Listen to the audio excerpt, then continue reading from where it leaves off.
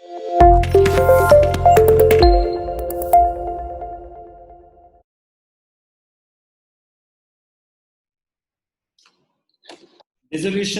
से रिलेटेड एक बहुत ही इंपॉर्टेंट एडजस्टमेंट, ध्यान से देखना, बड़ा इंटरेस्टिंग केस है। Treatment of bills discounted with the bank. Bills discounted with the bank, क्या सीखेंगे हम? Treatment of bills discounted, treatment of bill discounted with the bank. आपके पास कुछ बिल्स रिसीवेबल थे जो आपने बैंक के साथ डिस्काउंट करा रखे हैं। Bills discounted with the bank are a contingent liability, are a contingent liability for the firm। contingent liability का मतलब होता है it may or may not arise। मैंने आपको सामान बेचा, आपने पैसे नहीं दिए, आपने एक बिल एक्सेप्ट कर लिया। मैंने आपको क्रेडिट पे सामान बेचा था, आपने पैसे नहीं दिए, बिल एक्सेप्ट कर लिया, तो मेरे लिए बिल रिसीवेबल, आपके लिए था बिल्स पेएबल। अब बिल रिसीवेबल मैंने जाके बैंक से डिस्काउंट करा लिया, मैंने बैंक से पैसे ले लिए, बैंक के पास बिल पड़ा हुआ है। जब मैच्योरिटी होगी बिल की, जब टाइम आएगा, तो बैंक आया आपके पास कि भैया आपने बिल ये एक्सेप्ट किया हुआ था, लेट अस अज्यूम 50,000 रुपए का, पैसे दे दो। आपने पैसे देने से मना कर दिया, आपने कहा मेरे पास कोई पैसे वैसे नहीं है, मेरा दिमाग मत खराब करो, पहले ही मैं बहुत परेशान हूँ। तो बैंक ज्यादा टेंशन लेगा ही नहीं। बैंक मेरे से, जिसके साथ उसने डिस्काउंट किया था, जिसने उसको बिल दिया था, बैंक मेरे अकाउंट से पैसे काट लेगा।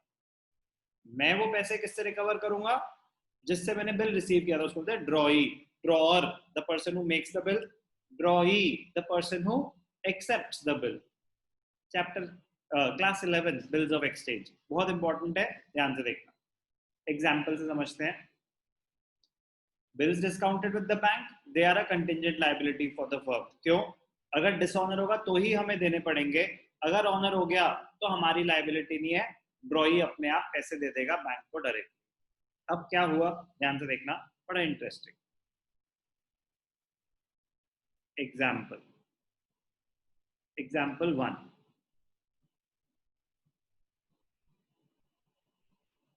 bills discounted with the bank, dishonor।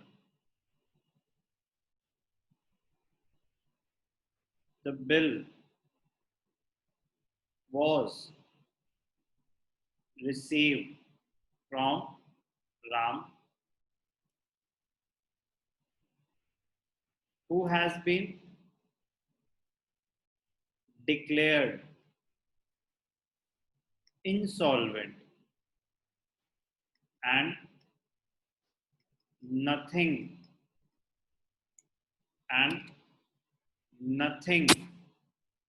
could be recovered from his estate। उसने कह रहा बिल्कुल ही बैंकरप्ट हो गया, उससे हमें कोई पैसे नहीं मिले। Bill was for ₹50,000। अब ध्यान से देखना, आपके पास बिल आया, ठीक है, आपने बैंक के साथ डिस्काउंट करा लिया। अब अगर वो मैच्योरिटी पे पैसे दे देता, कौन? राम, तो आपकी बुक्स में कोई एंट्री नहीं होती। अब हुआ क्या, यहाँ पे बिल डिसऑनर हो गया। बिल अगर डिसऑनर हो गया तो बैंक हमारे अकाउंट से पैसे काट लेगा। पहली बात, ये कंटिंजेंट लायबिलिटी थी, तो हमारी बुक्स में ये लायबिलिटीज में नहीं आ रही थी, हमारी बुक्स में ये लायबिलिटीज में नहीं आ रही थी। तो क्या है हमारे लिए अनरिकॉर्डेड लायबिलिटी, क्योंकि बिल डिसऑनर हो गया तो हमें पैसे देने पड़ रहे हैं। तो अब हम उसको कैसे दिखाएंगे, जैसे हम अनरिकॉर्डेड लायबिलिटीज को दिखाते हैं कि अब अराइज हो गई, अब हमें पैसे देने पड़े, हमारे बैंक से पैसे कट गए। ध्यान से देखिए,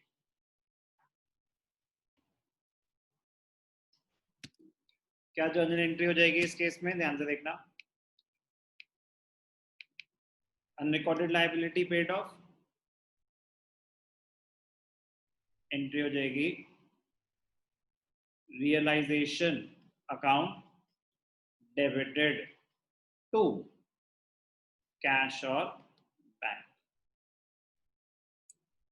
अगर हमारे बैलेंस शीट में बैंक अकाउंट है तो बैंक के थ्रू, कैश है तो कैश के थ्रू।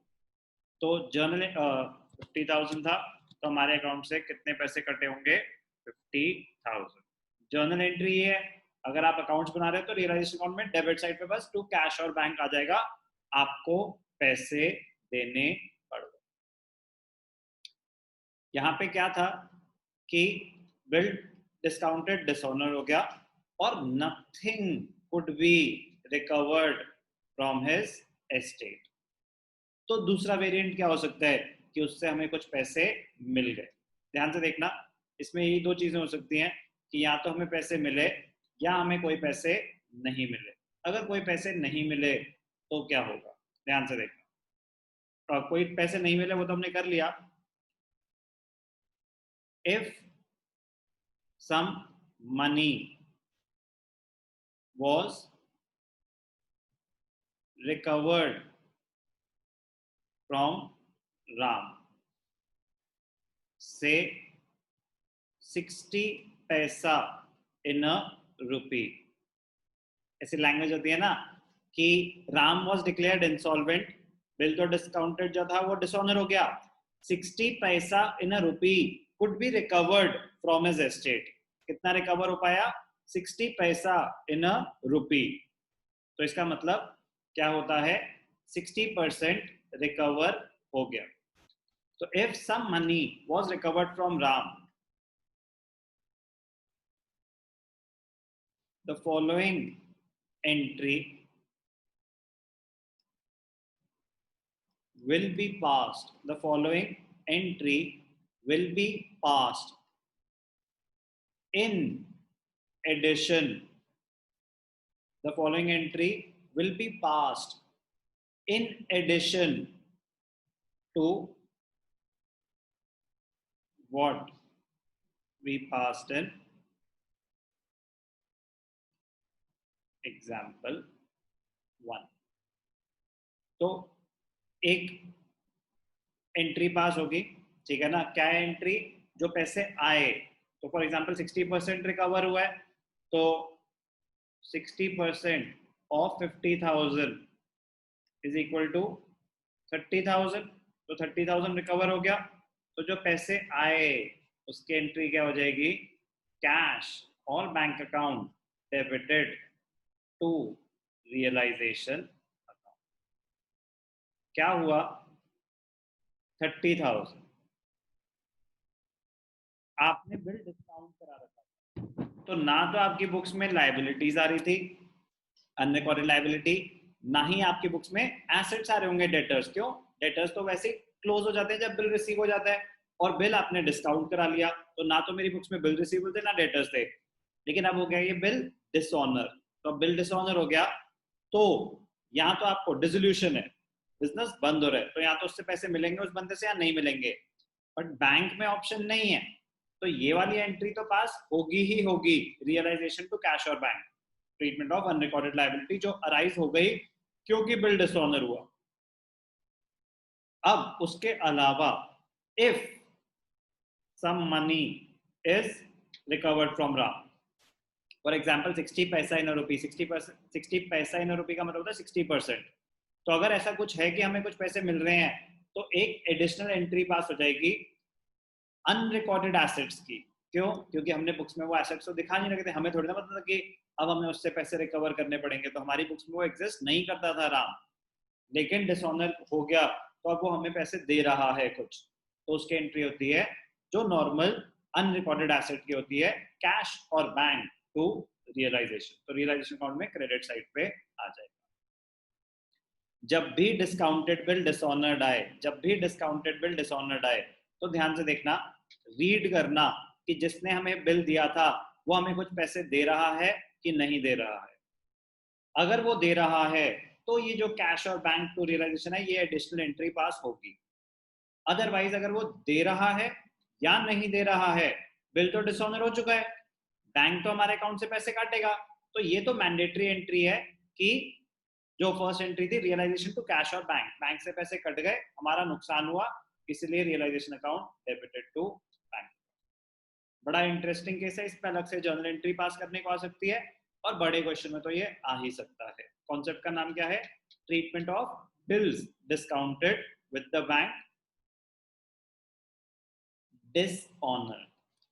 डिसऑनर, तो अगर ये डिसऑनर हुए हैं तो इनकी क्या ट्रीटमेंट होगी? क्योंकि जो bills discounted with the bank है वो एक कंटिंजेंट लायबिलिटी होती है। कंटिंजेंट लायबिलिटी मे और मे नॉट अराइज, अराइज तो तब होंगे ना जब वो डिसऑनर हो गए। अच्छा, और बहुत ही इंपॉर्टेंट कॉन्सेप्ट है ये, ध्यान रखना, बड़े क्वेश्चन में आ सकता है।